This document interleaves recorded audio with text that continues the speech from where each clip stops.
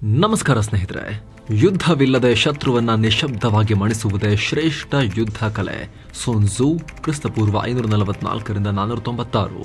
ಸ್ನೇಹಿತರೆ, ಇದು ಕ್ರಿಸ್ತಪೂರ್ವ 5 ಶತಮಾನಗಳ ಮೊದಲು ಚೀನಾದ ಪ್ರಸಿದ್ಧ ಮಿಲಿಟರಿ ಜನರಲ್ ಹಾಗೂ ತತ್ವಜ್ಞಾನಿ ಸೋನ್ ಝೂ ಹೇಳಿದ ಮಾತು.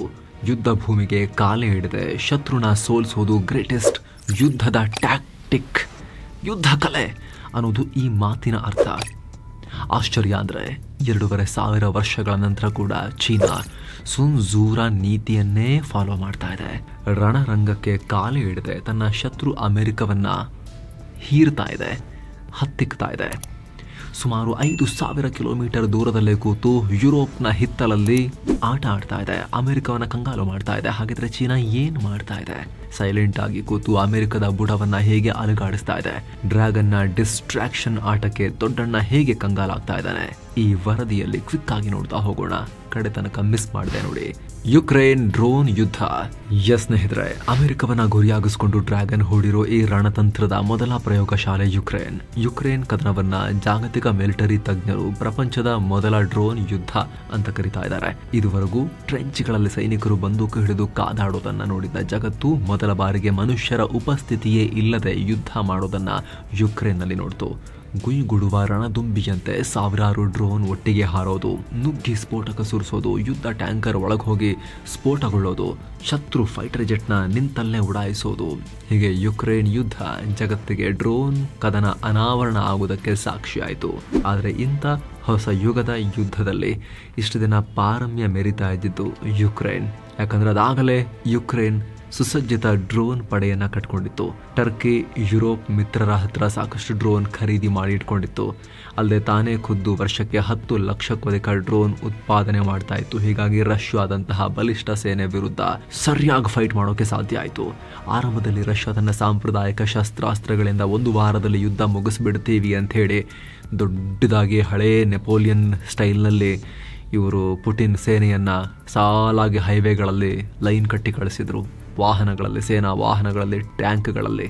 ಆದರೆ ಯುಕ್ರೇನ್ ಡ್ರೋನ್ ಕಳಿಸಿ ಒಂದೊಂದೇ ಹೊಡೆಯೋಕೆ ಶುರು ಮಾಡಿದ್ಮೇಲೆ ಪುಟಿನ್ ಪ್ಲಾನ್ ಫುಲ್ ಉಲ್ಟಾ ಆಯಿತು. ಯುಕ್ರೇನ್ ಟರ್ಕಿ ಡ್ರೋನ್ಗಳನ್ನು ನುಗ್ಗಿಸಿ ರಷ್ಯಾದ ಟ್ಯಾಂಕರ್ ಪಡೆಯನ್ನ ನಾಶ ಮಾಡಿತ್ತು. ರಷ್ಯಾ ರಾಜಧಾನಿ ಮಾಸ್ಕೋಗೂ ಡ್ರೋನ್ ನುಗ್ಗಿಸಿತ್ತು. ಪುಟಿನ್ರ ಅರಮನೆ ಸೇರಿದ ಹಾಗೆ ಸರ್ಕಾರಿ ಕಚೇರಿಗಳ ಮೇಲೆ ದಾಳಿ ಮಾಡೋಕೆ ಟ್ರೈ ಮಾಡಿತ್ತು. ಇತ್ತೀಚೆಗೆ ಆಪರೇಷನ್ ಸ್ಪೈಡರ್ ವೆಬ್ನಲ್ಲಂತೂ ರಷ್ಯಾದ 10 ಫೈಟರ್ ಜೆಟ್ಗಳನ್ನೇ ಸುಟ್ಟು ಹಾಕಿತ್ತು. ಹೀಗೆ ಆಗಾಗ ಡ್ರೋನ್ ದಾಳಿ ಮೂಲಕ ರಷ್ಯಾವನ್ನ ಚುಚ್ಚುತ್ತಾನೆ ಇದೆ. ಯುಕ್ರೇನ್ ಸೇನೆ ಪ್ರಕಾರ ಇದುವರೆಗೂ ಯುಕ್ರೇನ್ ದಾಳಿಯಲ್ಲಿ ಸುಮಾರು 80% ರಷ್ಯನ್ ಟಾರ್ಗೆಟ್ಗಳನ್ನು ಕೇವಲ ಡ್ರೋನ್ ಮೂಲಕವೇ ಹೊಡೆದು ಹಾಕಲಾಗಿದೆ. ಸುಮಾರು 89,000 ರಷ್ಯನ್ ಟಾರ್ಗೆಟ್ಗಳು ಯುಕ್ರೇನ್ ಡ್ರೋನ್ ದಾಳಿಗೆ ನಾಶ ಆಗಿವೆ. ಹೀಗಾಗಿ ಡ್ರೋನ್ಗಳಿಂದ ಯುಕ್ರೇನ್ ಇಷ್ಟು ದಿನ ಯುದ್ಧದಲ್ಲಿ ಡಾಮಿನೇಟ್ ಅಲ್ಲದೆ ಹೋದ್ರೂ ಕೂಡ ರಷ್ಯಾಗೆ ಅಲ್ಲಲ್ಲಿ ಚುಚ್ಚಿ ರಕ್ತ ಲೀಕ್ ಆಗೋ ರೀತಿ ಮಾಡ್ತಾ ಇತ್ತು. ಆದರೆ ಇದ್ದಕ್ಕಿದ್ದಂತೆ ಈಗ ರಷ್ಯಾ ಕೂಡ ತನ್ನ ಡ್ರೋನ್ ವಾರ್ಫೇರ್ನ ಅಪ್ಗ್ರೇಡ್ ಮಾಡಿದೆ. ದೊಡ್ಡ ಡ್ರೋನ್ ದಾಳಿ ನಡೆಸ್ತಾ ಇದೆ. ಡ್ರೋನ್ ಆಟಕ್ಕೆ ರಷ್ಯಾ ಎಂಟ್ರಿ. ಜುಲೈ 8-9 ನಡುವೆ ರಷ್ಯಾ ಯುಕ್ರೇನ್ ಮೇಲೆ ಬರೋಬ್ಬರಿ 728 ಡ್ರೋನ್ಗಳ ಮೂಲಕ ಸ್ಫೋಟಕವನ್ನು ಸುರಿದಿದೆ. ನಿಯರ್ಲಿ 1000. ರಾತ್ರೋರಾತ್ರಿ ಯುಕ್ರೇನ್ನ ಲಾಟಸ್ಕ್ ಸೇರಿದ ಹಾಗೆ 10 ನಗರಗಳನ್ನು ಧ್ವಂಸ ಮಾಡಿದೆ. ಯುಕ್ರೇನ್ ಏರ್ ಡಿಫೆನ್ಸ್ ಸಿಸ್ಟಮ್ಗೆ ಎಲ್ಲಿಂದ ಡ್ರೋನ್ ಬರ್ತಿವೆ ಅನ್ನೋದೇ ಪತ್ತೆ ಹಚ್ಚಕ್ಕಾಗಲ್ಲ. ಆ ಲೆವೆಲ್ಗೆ ಡ್ರೋನ್ ಸುನಾಮಿ. ಕಳೆದ 10 ದಿನಗಳಲ್ಲಿ ಈ ತರ 3-4 ದೊಡ್ಡ ವೇವ್ ಆಫ್ ಡ್ರೋನ್ಗಳನ್ನು ಕಳಿಸಿ ಅಲೆಯಾಗಿ ಕಳಿಸಿ ದಾಳಿ ಮಾಡಿದೆ. ಯೂರೋ ನ್ಯೂಸ್ ಪ್ರಕಾರ ಕೇವಲ ಜೂನ್ ತಿಂಗಳಲ್ಲೇ ರಷ್ಯಾ ಬರೋಬ್ಬರಿ 5438 ಡ್ರೋನ್ಗಳನ್ನು ಹಾರಿಸಿದೆ. ಯುಕ್ರೇನ್ ಅಧ್ಯಕ್ಷ ಝೆಲೆನ್ಸ್ಕಿನೇ ಹೇಳೋ ಪ್ರಕಾರ ರಷ್ಯಾ ದಿನಕ್ಕೆ 300 ಡ್ರೋನ್ ಉತ್ಪಾದಿಸ್ತಾ ಇದೆ. ಶೀಘ್ರದಲ್ಲಿ ಇದು 500ಕ್ಕೆ ತಲುಪಬಹುದು ಅಂತ ಹೇಳ್ತಿದ್ದಾರೆ. ಹಾಗೇನಾದ್ರೂ ಆದ್ರೆ ಡ್ರೋನ್ ಉತ್ಪಾದನೆಯಲ್ಲಿ ರಷ್ಯಾ ಯುಕ್ರೇನ್ಗಿಂತ 3 ಪಟ್ಟು ದೊಡ್ಡ ಮೇಲುಗೈ ಸಾಧಿಸುತ್ತೆ. ಆದ್ರೆ ಇದ್ದಕ್ಕಿದ್ದಂತೆ ರಷ್ಯಾಗೆ ಇಷ್ಟೊಂದು ಪವರ್ ಎಲ್ಲಿಂದ ಬಂತು? ಪುಟಿನ್ಗೆ ಯಾರು ಕೊಡ್ತಿದ್ದಾರೆ ಡ್ರೋನ್? ಎಲ್ಲಿಂದ ಬರ್ತಾ ಇದೆ ಅಂತ ನೋಡಿದಾಗ ಅಲ್ಲಿ ಬರೋ ಹೆಸರೇ ಚೈನಾ. ಇನ್ನು ಸ್ನೇಹಿತರೆ, ವರದಿಯಲ್ಲಿ ಮುಂದುವರಿಯೋ ಮುನ್ನ 7 ಸ್ಯಾಂಡ್ಸ್ ಟೂರಿಸಂ ಕಂಪನಿ ಕಾಶಿ ಅಯೋಧ್ಯೆಗೆ ಮತ್ತೊಂದು ಟ್ರಿಪ್ ಆಯೋಜಿಸಿದೆ. ಆಫರ್ ಪ್ರೈಸ್ ಕೇವಲ 36,500 ರೂಪಾಯಿ ಮಾತ್ರ. Kashi Ayodhya Triveni Sangam Gaya Bodh Gaya 4 night 5 days trip. ಇದು ಪ್ಯಾಕೇಜ್ ನಲ್ಲಿ ಫ್ಲೈಟ್ ಟಿಕೆಟ್ಸ್, 3 ಸ್ಟಾರ್ ಹೋಟೆಲ್ ನಲ್ಲಿ ಸ್ಟೇ, ಆಲ್ ಮೀಲ್ಸ್, ದೇವರ ದರ್ಶನ, AC ಟ್ರಾನ್ಸ್ಪೋರ್ಟ್ ವ್ಯವಸ್ಥೆ, ಬೋಟಿಂಗ್ ಮತ್ತು auto charges, 24/7 Kannada tour manager ಸೌಲಭ್ಯ, ಹಿರಿಯ ನಾಗರಿಕರಿಗೆ ವಿಶೇಷ ಕೇರ್ ಇರುತ್ತೆ. ಹೊರಡೋ ದಿನ 10 ಆಗಸ್ಟ್ 2025. ಕೆಲವೇ ಸೀಟುಗಳು ಲಭ್ಯ. ಆಸಕ್ತರು ಈ ನಂಬರ್ಗೆ ಕಾಲ್ ಮಾಡಿ ನಿಮ್ಮ ಸೀಟನ್ನ ಕೂಡ ಬುಕ್ ಮಾಡಿ. ಬನ್ನಿ ಈಗ ವರದಿಯಲ್ಲಿ ಮುಂದುವರಿಯೋಣ. ಚೀನಾದಿಂದ ರಹಸ್ಯ ಡ್ರೋನ್, ಬ್ಲೂಮ್ಬರ್ಗ್ ವರದಿಯಿಂದ ಬಯಲು. ಸ್ನೇಹಿತರೆ, ಇಂಥ ಒಂದು ಸ್ಫೋಟಕ ವಿಚಾರವನ್ನ ಬ್ಲೂಮ್ಬರ್ಗ್ ರಿಪೋರ್ಟ್ ಮಾಡಿದೆ. ರಷ್ಯಾದ ಈ ಡ್ರೋನ್ ಶಕ್ತಿ ಹಿಂದೆ ಏರೋಹಿಟ್ ಅನ್ನೋ ಖಾಸಗಿ ಕಂಪನಿ ಇದೆ. ಇಷ್ಟು ದಿನ ಡ್ರೋನ್ ಇಂಡಸ್ಟ್ರಿಯಲ್ಲಿ ಈ ಕಂಪನಿದ ಅಂತದ್ದೇನು ದೊಡ್ಡ ಹೆಸರಿರಲಿಲ್ಲ. ಆದರೆ ಇದ್ದಕ್ಕಿದ್ದಂತೆ ಈಗ ತಿಂಗಳಿಗೆ 10,000ಕ್ಕೂ ಅಧಿಕ FPV ಡ್ರೋನ್ ತಯಾರಿಸ್ತಾ ಇದೆ. ಕಳೆದ 3 ವರ್ಷಗಳಲ್ಲಿ ದೊಡ್ಡ ಪ್ರಮಾಣದಲ್ಲಿ ಬಿಡಿ ಭಾಗಗಳನ್ನು ತಯಾರಿಸ್ತಾ ಇದೆ. ಅತ್ಯಾಧುನಿಕ ಟೆಕ್ನಾಲಜಿಯನ್ನ ಕೂಡ ಒಳಗೊಂಡಿದೆ. ಇದು ಹೇಗೆ ಸಾಧ್ಯ ಆಯಿತು ಅಂತ ತನಿಖೆ ಮಾಡಿದಾಗ ಏರೋಹಿಟ್ ಹಿಂದೆ ಚೀನಾ ಇರೋದು ಗೊತ್ತಾಗಿದೆ. ಆಲ್ಟೆಲ್ ರೋಬೋಟಿಕ್ಸ್ ಅನ್ನೋ ಚೀನಿ ಡ್ರೋನ್ ಕಂಪನಿ ಸಹಕಾರ ಕೊಡ್ತಿರೋದು ಬಯಲಾಗಿದೆ.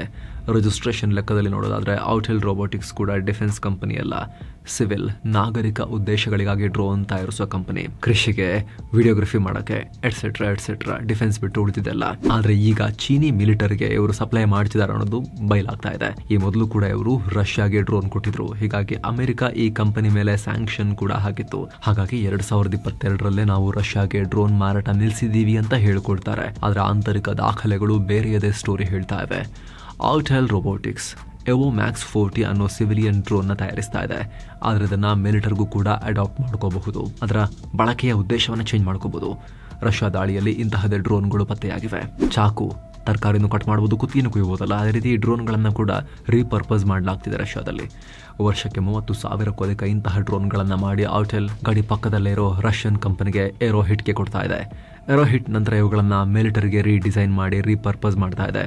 ಅಲ್ಲದೆ ಏರೋಹಿಟ್ನ ಮಾತೃ ಸಂಸ್ಥೆ ಕೋಮ್ಯಾಕ್ಸ್ ಹಾರ್ಬಿನ್ ಇನ್ಸ್ಟಿಟ್ಯೂಟ್ ಆಫ್ ಟೆಕ್ನಾಲಜಿ ಅನ್ನೋ ಟಾಪ್ ಚೀನಿ ಯೂನಿವರ್ಸಿಟಿಯೊಂದಿಗೆ ಲಿಂಕ್ ಹೊಂದಿದೆ. 2023ರಲ್ಲಿ ರಷ್ಯನ್ ನಿಯೋಗ ಒಂದು ಚೀನಿ ಯೂನಿವರ್ಸಿಟಿ ರಿಸರ್ಚ್ ಇನ್ಸ್ಟಿಟ್ಯೂಟ್ಗಳಿಗೆ ಭೇಟಿ ಕೊಟ್ಟಿತ್ತು. ಆಗ ಈ ಒಪ್ಪಂದಗಳು ಆಗಿವೆ ಅಂತ ಹೇಳಲಾಗ್ತಿದೆ. ಜೊತೆಗೆ ಏರೋಹಿಟ್, ಶೆನ್ಝೆನ್ ಹಾಶೆಂಗ್ ಇಂಡಸ್ಟ್ರಿ ಹಾಗೆ ರೆನೋವಾಟ್ ಸಿಯೋ ಇನ್ವೆಸ್ಟ್ನಂತಹ ಅಮೆರಿಕದಿಂದ ಬ್ಲ್ಯಾಕ್ ಲಿಸ್ಟ್ ಆದ ಕಂಪನಿಗಳಿಂದ ಕೂಡ ಬಿಡಿ ಭಾಗ ತರಿಸ್ಕೊಳ್ತಾ ಇದೆ. ಚೀನಿ ಕಂಪನಿಗಳು ಹಾರ್ಡ್ವೇರ್, ಎಲೆಕ್ಟ್ರಾನಿಕ್ಸ್, ನ್ಯಾವಿಗೇಷನ್, ಆಪ್ಟಿಕಲ್ ಮತ್ತು ಟೆಲಿಮೆಟ್ರಿ ಸಿಸ್ಟಮ್, ಎಂಜಿನ್, ಆಮೇಲೆ ಮೈಕ್ರೋ ಸರ್ಕ್ಯೂಟ್, ಆಂಟಿನಾ ಹೀಗೆ ಡ್ರೋನ್ನ ಪ್ರತಿಯೊಂದು ಬಿಡಿ ಭಾಗಗಳನ್ನ ರಷ್ಯಾಗೆ ಕಳಿಸ್ತಾ ಇದ್ದಾರೆ. Airline catering, agriculture, sea food export ಹೀಗೆ ಬೇರೆ ಬೇರೆ ಕ್ಷೇತ್ರಗಳ ಇಂಪೋರ್ಟ್ಸ್ ಮೂಲಕ ಈ ಏರೋಹಿಟ್ ಈ ಬಿಡಿ ಭಾಗವನ್ನ ಸಂಗ್ರಹಿಸ್ತಾ ಇದೆ. ದುಬೈ, ಮಲೇಷ್ಯಾ, ಕಜಕಿಸ್ತಾನದ ಶೆಲ್ ಕಂಪನಿಗಳ ಮುಖಾಂತರ ತರಿಸ್ಕೊಳ್ತಾ ಇದ್ದಾರೆ. ನಂತರ ಡ್ರೋನ್ ಮಾಡಿ ರಷ್ಯಾ ಸೇನೆಗೆ ಕೊಡಲಾಗ್ತಾ ಇದೆ. ಅಲ್ಲದೆ ಈ ಡ್ರೋನ್ಗಳು ಯುಕ್ರೇನ್ ಡ್ರೋನ್ಗಳಿಗಿಂತ ಚೀಪ್ ಅಂತ ಹೇಳಲಾಗ್ತಿದೆ. ಈ ಮೂಲಕ ರಷ್ಯಾ ದೊಡ್ಡ ದೊಡ್ಡ ಡ್ರೋನ್ ದಾಳಿ ನಡೆಸೋಕೆ ಸಾಧ್ಯ ಆಗ್ತಾ ಇದೆ. ಸ್ನೇಹಿತರೆ, ಕೇವಲ ಯುಕ್ರೇನ್ ಅಷ್ಟೇ ಅಲ್ಲ, ಆಪರೇಷನ್ ಸಿಂಧೂರ್ ಟೈಮ್ನಲ್ಲಿ ಒಳ್ಳೆ ನೊಣಗಳ ತರ ಬಂದ್ವಲ್ಲ ಪಾಕಿಸ್ತಾನ ಸೈಡಿಂದ, ರಾಶಿ ರಾಶಿ ರಾಶಿ ರಾಶಿ ಹಾರಿ ಎಲ್ಲಿಂದ ಬಂದು ಆ ಡ್ರೋನ್ಗಳು. ಟರ್ಕಿ ಕೊಟ್ಟಿದ್ದು ಕೆಲವೊಂದಷ್ಟಿತ್ತು, ಆದರೆ ಹೆಚ್ಚಿನ ಡ್ರೋನ್ಗಳು ಚೀಪ್ ಚೈನೀಸ್ ಡ್ರೋನ್ಗಳು. ಬರ್ತೀವದಕ್ಕೆ ಆಮೇಲೆ. ಯುಕ್ರೇನ್ ಬಿಡಿ, ಈಗ ಇರಾನ್ ನೋಡಿ. ಇರಾನ್ ಕದನದಲ್ಲೂ ಕೂಡ ಚೀನಿ ಶಸ್ತ್ರಾಸ್ತ್ರಗಳು ಕಾಣಿಸ್ಕೊಳ್ತಿವೆ. ಇತ್ತೀಚೆಗೆ ಇರಾನ್ ಇಸ್ರೇಲ್ ಜೊತೆಗೆ 12 ದಿನಗಳ ಯುದ್ಧ ಮಾಡಿತು. ಆಗ ಇರಾನ್ ಶಸ್ತ್ರಾಗಾರ ಖಾಲಿಯಾಗಿದೆ. ಹೀಗಾಗಿ ಚೀನಾ ಈಗ ತನ್ನ ಶಸ್ತ್ರಾಸ್ತ್ರಗಳಿಂದ ಇರಾನ್ ಬತ್ತಳಿಕೆ ತುಂಬ್ತಾ ಇದೆ. ಸರ್ಫೇಸ್ ಟು ಏರ್ ಬ್ಯಾಟ್ರಿ ಕಳಿಸ್ಕೊಡ್ತಿರೋ ಮಾಹಿತಿ ಕೂಡ ಇದೆ. ಅಂದರೆ ಮಿಸೈಲ್ದು ಅತ್ಯಾಧುನಿಕ ಶಸ್ತ್ರಾಸ್ತ್ರ ಅಲ್ಲ, ಇರಾನ್ಗೆ ಅಡ್ವಾನ್ಸ್ಡ್ ಆಯುಧನೇ ಬೇಕು ಅಂತಿಲ್ಲ. ಅವರಿಗೆ ಶತ್ರುಗೆ ಡ್ಯಾಮೇಜ್ ಮಾಡೋಕ್ಕೆ ಸಣ್ಣ ಪುಟ್ಟದ್ದೇನಾರಿದ್ರು ಕೂಡ ತಗೊಳ್ತಾರೆ. ಈಗ ಅಷ್ಟು ಅವರು ಖಾಲಿಯಾಗಿ ಹೋಗಿದೆ ಅವ್ರ ಕತೆ. ಹೀಗಾಗಿ ಚೀನಾ ಕಳಿಸ್ತಾ ಇದೆ. ಶಸ್ತ್ರಾಸ್ತ್ರಗಳ ಬದಲಾಗಿ ಇರಾನ್ ಹತ್ರ ತೈಲ ತಗೊಳ್ತಾರೆ. ಅಷ್ಟೇ ಅಲ್ಲ, ಗಾಜಾದಲ್ಲೂ ಕೂಡ ಚೀನಿ ನಿರ್ಮಿತ ಆಂಟಿ ಟ್ಯಾಂಕ್ ಮಿಸೈಲ್ಗಳು ಕಾಣಿಸ್ಕೊಂಡಿದ್ವು. ಸಿರಿಯಾ, ಲಿಬಿಯಾದಲ್ಲೂ ಕೂಡ ಆಂಟಿ ಏರ್ಕ್ರಾಫ್ಟ್ ಶಸ್ತ್ರಾಸ್ತ್ರಗಳು ಸಿಕ್ಬಿದ್ದಿದ್ವು. ಆಫ್ರಿಕಾದ ಚಾಡ್, ಪಕ್ಕದ ಮ್ಯಾನ್ಮಾರ್ ಹೀಗೆ ಎಲ್ಲ ಸಂಘರ್ಷಗಳಲ್ಲೂ ಕೂಡ ಚೀನಿ ಆಯುಧಗಳು, ಚೀಪ್ ಸಾಮಗ್ರಿ ಕಾಣಿಸ್ಕೊಳ್ತಾ ಇದೆ. ಅದರಲ್ಲೂ ಅಮೆರಿಕದ ಆಸಕ್ತಿ ಇರೋ ಕಡೆಯಲ್ಲೆಲ್ಲ ಚೀನಿ ಶಸ್ತ್ರಾಸ್ತ್ರಗಳು ತುಂಬಿ ತುಳುಕ್ತಾ ಇವೆ. ಕಾರಣ ಯುದ್ಧವಿಲ್ಲದೆ ಶತ್ರುವನ್ನ ಮಣಿಸೋದು, ವೈರಿ ತನ್ನತ್ತ ಫೋಕಸ್ ಮಾಡೋಕ್ಕಾಗದ ಹಾಗೆ ಬ್ಯುಸಿ ಆಗಿಡೋದು. ಈಗ ಚೀನಾ ಆ ಕೆಲಸವನ್ನೇ ಮಾಡ್ತಾ ಇದೆ. ಶೀಘ್ರದಲ್ಲಿ ತೈವಾನ್ನ ನುಂಗಿ ಹಾಕೋದು ಕೂಡ ಚೀನಾದ ಪರಮ ಗುರಿ. ಆದರೆ ಅಮೆರಿಕ ಈ ಗುರಿಗೆ ದೊಡ್ಡ ತಡೆಗೋಡೆ. ಬೈಡೆನ್ ಇದ್ದಾಗಂತೂ ಪರವಾಗಿರಲಿಲ್ಲ, ಆದರೆ ಟ್ರಂಪ್ ಬಂದ ಮೇಲೆ ಭದ್ರತೆ ವಿಚಾರದಲ್ಲಿ ಮಿಡಲ್ ಈಸ್ಟ್ಗಿಂತ ನಾವು ಇಂಡೋ ಪ್ಯಾಸಿಫಿಕ್ ವಿಚಾರದಲ್ಲಿ ಹೆಚ್ಚು ಫೋಕಸ್ ಮಾಡ್ತೀವಿ ಅಂತ ಹೇಳಿದ್ದಾರೆ. ಅಲ್ಲದೆ ತೈವಾನ್ ಸ್ವಾತಂತ್ರ್ಯಕ್ಕೆ ನಾವು ಬೆಂಬಲ ಕೊಡೋದಿಲ್ಲ ಅನ್ನೋ ಅಮೆರಿಕದ ಕಾನೂನುಬದ್ಧ ನೀತಿಯನ್ನು ಸಡನ್ ಆಗಿ ಚೇಂಜ್ ಮಾಡಿದ್ದಾರೆ. ಹೀಗಾಗಿ ಚೀನಾ ರೊಚ್ಚಿಗೆದ್ದಿದೆ. ಅಮೆರಿಕ ತೈವಾನ್ ಕಡೆ ತಲೆ ಹಾಕೋಕ್ಕೂ ಪುರ್ಸೊತ್ತಿಲ್ಲದ ಹಾಗೆ ಮಾಡಬೇಕು. ಅದು ಹೇಗೆ ಮಾಡೋದು? ಅವ್ರನ್ನ ಮಿಡಲ್ ಈಸ್ಟ್ನಲ್ಲಿ, ಯುಕ್ರೇನ್, ರಷ್ಯಾದಲ್ಲಿ ಅಲ್ಲಿ ಅವ್ರನ್ನ ಬ್ಯುಸಿ ಆಗಿಡಬೇಕು. ಆ ಮೂಲಕ ಯುದ್ಧ ಭೂಮಿಗೆ ಇಳಿಯದೆ ವೈರಿಯನ್ನ ಹಣ್ಣುಗಾಯಿ ನೀರುಗಾಯಿ ಮಾಡಬೇಕು. ಆ ಸ್ಟ್ರಾಟಜಿಯನ್ನು ಚೀನಾ ಅನುಸರಿಸ್ತಾ ಇದೆ. ಆಗಲೇ ಡಿಸ್ಕಸ್ ಮಾಡಿದ ಹಾಗೆ ಈಗ ಭಾರತ ಪಾಕಿಸ್ತಾನ ವಿಚಾರಕ್ಕೆ ಬರೋಣ. ಪಾಕಿಸ್ತಾನದ ಬಳಿ ಇರೋ ಟ್ಯಾಂಕ್ಗಳು ಚೀನಿ ನಿರ್ಮಿತ, ಅವ್ರ ಬಳಿ ಇರೋ ಏರ್ಕ್ರಾಫ್ಟ್ಗಳು ಚೀನಿ ನಿರ್ಮಿತ, ಏರ್ ಡಿಫೆನ್ಸ್ ಸಿಸ್ಟಮ್ ಚೀನಿ ನಿರ್ಮಿತ, ಡ್ರೋನ್ಗಳು ಚೀನಿ ನಿರ್ಮಿತ. ಪ್ರತಿಯೊಂದು ವಿಭಾಗದಲ್ಲೂ ಕೂಡ ಪಾಕಿಸ್ತಾನಕ್ಕೆ ತನ್ನ ಶಸ್ತ್ರಾಸ್ತ್ರಗಳನ್ನು ಪುಕ್ಸಟೆ ಅಥವಾ ಲೋ ಕಾಸ್ಟ್ಗೆ ಅಥವಾ ದುಡ್ಡು ಯಾವಾಗಾದರೂ ಆದಾಗ ಕೊಡಿ ಪರವಾಗಿಲ್ಲ, ತಗೊಳ್ಳಿ ಇದನ್ನು ಭಾರತದ ವಿರುದ್ಧ ಬಳಸಿ ಅಂಥೇಳಿ ಚೀನಾ ಕೊಡ್ತಾ ಇದೆ. ಆಪರೇಷನ್ ಸಿಂಧೂರ್ ಟೈಮ್ನಲ್ಲಿ ನಾವು ಅದರ ಮೇಲೆ ಮೇಲುಗೈ ಸಾಧಿಸಿರಬಹುದು. ಆದರೆ ನೋಡಿ, ಚೀನಾ ನೇರವಾಗಿ ಯುದ್ಧವನ್ನೇ ಮಾಡಿದೆ. ಪಾಕಿಸ್ತಾನವನ್ನು ಪ್ರಾಕ್ಸಿಯಾಗಿ ಬಳಸ್ಕೊಂಡು ಅವರಿಗೆ ಶಸ್ತ್ರಾಸ್ತ್ರಗಳನ್ನು ಕೊಟ್ಟು ಭಾರತದೊಂದಿಗೆ ಫೈಟ್ ಮಾಡೋಕ್ಕೆ ಅವ್ರನ್ನ ಛೂ ಬಿಡ್ತಾ ಇದ್ದಾರೆ, ಮುನೀರ್ ಆ್ಯಂಡ್ ಗ್ಯಾಂಗನ್ನು. ಅಗೇನ್ ಇಲ್ಲೂ ಕೂಡ ಅಷ್ಟೇ, ಭಾರತ ನೆಮ್ಮದಿಯಿಂದ ಸೆಟಲ್ ಆಗಬಾರ್ದು, ಭಾರತ ಪೀಸ್ಫುಲ್ ಆಗಿರಬಾರ್ದು.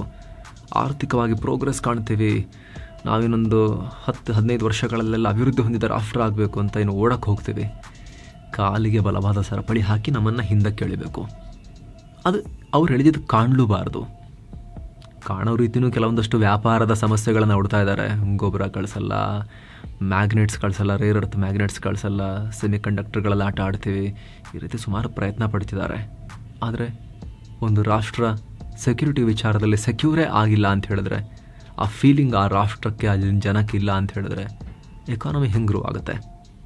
ಅದನ್ನು ಪಾಕಿಸ್ತಾನದ ಮೂಲಕ ಚೀನಾ ಭಾರತದೊಂದಿಗೂ ಆಟ ಆಡ್ತಾ ಇದೆ. ಹೀಗಾಗಿ ಈ ವಿಚಾರದಲ್ಲಿ ಭಾರತ, ಅಮೆರಿಕ, ಜಗತ್ತು ಬೇಗ ಅಲರ್ಟ್ ಆಗಲೇಬೇಕಾದ ಸಿಚುವೇಶನ್ ಇದೆ. ಇವರು ಜಗತ್ತಿನಾದ್ಯಂತ ಎಲ್ರಿಗೂ ಸಿಚುವೇಶನ್ ತಂದುಕೊಡ್ತಾರೆ. ಇವರಿಗೆ ಸಿಚುವೇಶನ್ ತಂದುಕೊಡೋರು ಯಾರೂ ಇಲ್ವೇ ಅಲ್ವಲ್ಲ. ಯಾರು ಬಹಳ ದೊಡ್ಡದಾಗಿ ಅಗ್ರೆಸಿವ್ ಆಗಿ ಚೀನಾ ಜೊತೆ ಜಗಳಕ್ಕೆ ಹೋಗೋ ಧೈರ್ಯವನ್ನೇ ತೋರಿಸ್ತಾ ಇಲ್ಲ. ಯಾಕಂದರೆ ಆರ್ಥಿಕವಾಗೂ ಕೂಡ ಸಪ್ಲೈ ಚೈನನ್ನು ಕಂಟ್ರೋಲ್ ಮಾಡ್ತಿದ್ದಾರೆ.